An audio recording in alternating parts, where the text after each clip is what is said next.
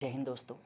आज हम लोग एक ऐसी शख्सियत के बारे में जानेंगे जिन्होंने अपनी मेहनत और कठिन परिश्रम से ऐसे मुकाम हासिल कर रखे हैं जो कई सारे लोग सपने में सोचते हैं। और इन्होंने उन मुकाम के लिए बहुत मेहनत की है, कड़ी मेहनत की है और आज उसका उन्हें रिवॉर्ड भी मिले हैं, बहुत सारे उन्हें पुरस्कार भी मिले हैं और आरबीआई की डिप्टी गवर्नर के रूप में उन्हें नियुक्ति मिली है। तो जानते हैं उस शख्सियत के बारे में कि वो कौन है, उन्होंने क्या ऐसे मुकाम हासिल किए हैं और उन्होंने किन पदों पर अपने कार्य के अनुभव के माध्यम से उस क्षेत्र में कितना अच्छा प्रोग्रेस किया है। तो एक ऐसे ही नाम के साथ आज हम लोग जुड़ रहे हैं। नाम है डॉक्टर पूनम गुप्ता जी। मैं दिनेश आप लोगों का बहुत बहुत स्वागत करता हूँ online platform Dinesh sir Hindi वाली यूट्यूब चैनल पर, और आशा करता हूँ कि जो भी वीडियो आप लोगों को मैं बता रहा हूँ वो किसी न किसी एग्ज़ाम में आपके लिए कामगार सिद्ध होंगे। तो आइए जानते हैं पूनम गुप्ता जी के विषय में कि इन्होंने अपने पूरे कार्यकाल के दौरान इस पूरी जर्नी में कौन कौन से पदों पर रहकर कार्य किए हैं। तो सबसे पहले तो कुछ खास बातें इनके लिए जानते हैं।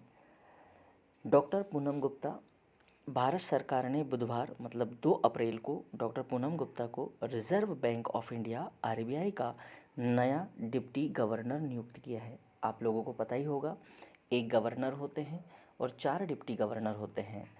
तो उसमें एक पद इन्हें दिया गया है डिप्टी गवर्नर का, जो कि इनका कार्यकाल 3 वर्ष का होगा। इनका कार्यकाल कितने वर्ष का होगा? 3 वर्ष का इनका कार्यकाल होगा।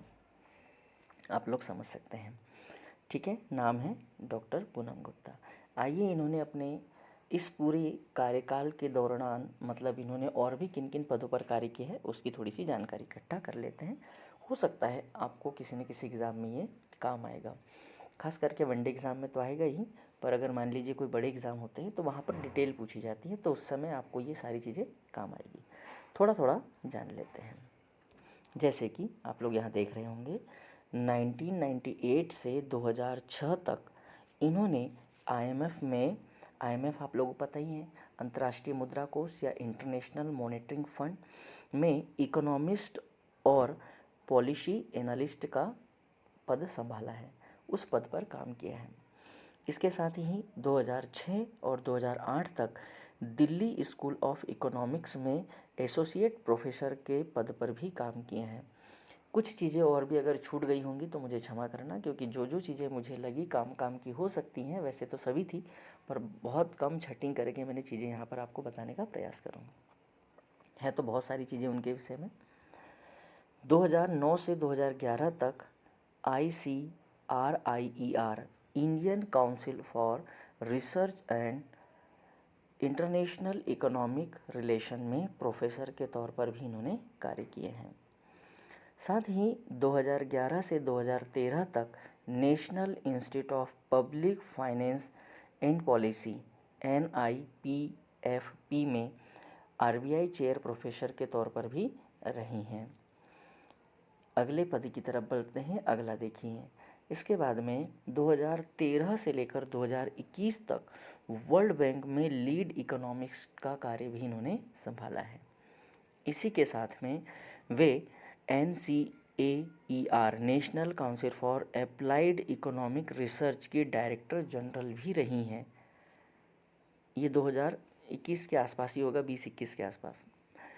साल 2021 में Indian council for research on international economic relation ICRIER की डायरेक्टर जनरल यानी महानिदेशक बनी और वे इस पद पर आसीन होने वाली पहली महिला है। ये आप लोगों के लिए वनडे एग्ज़ाम में स्टार प्रश्न हो गया, ठीक है, समझ रहे हो। ICRICR मतलब ICRIER, इनका फुल फॉर्म वगैरह भी पूछा जाएगा तो सबके फुल फॉर्म भी लिख कर रखे हुए हैं, डिटेल भी पढ़ लेना।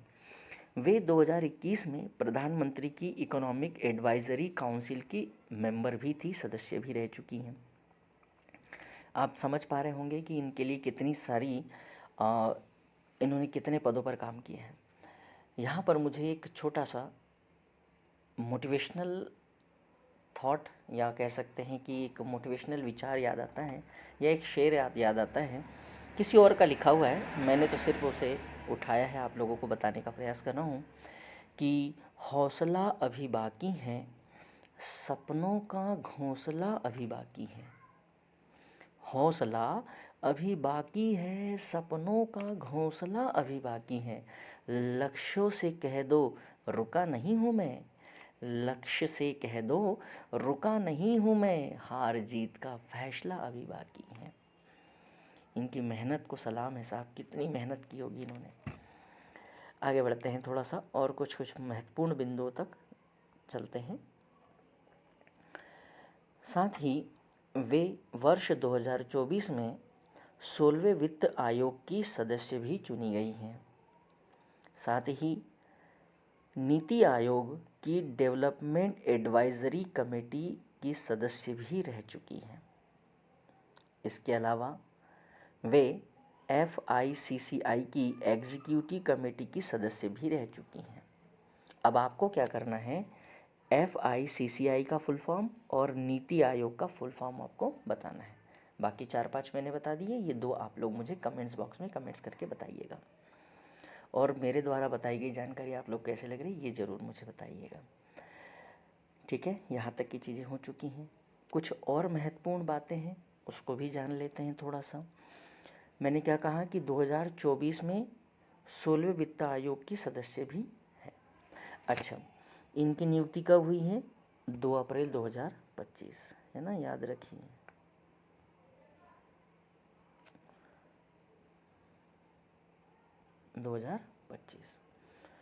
ठीक, आगे बढ़ते हैं।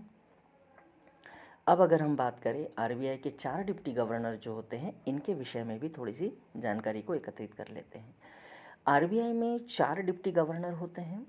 इनमें से 2 भारतीय रिजर्व बैंक के ऑफिशियल्स होते हैं, एक मॉनेटरी पॉलिसी डिपार्टमेंट की देखरेख करने वाला इकोनॉमिस्ट होते हैं, और चौथे जो है कॉमर्शियल बैंकिंग सेक्टर से आते हैं। तो इस तरह से ये 4 लोग यहाँ पर चयनित होते हैं, जिसमें से चारों के नाम आप लोग यहाँ पर देख सकते हैं। पहला नाम है स्वामीनाथन जी, दूसरा नाम है T रविशंकर, तीसरा नाम है M राजेश्वर राव, और चौथा नाम है डॉक्टर पूनम गुप्ता, जो कि अभी 2 अप्रैल को इनका पद ग्रहण किया है इन्होंने।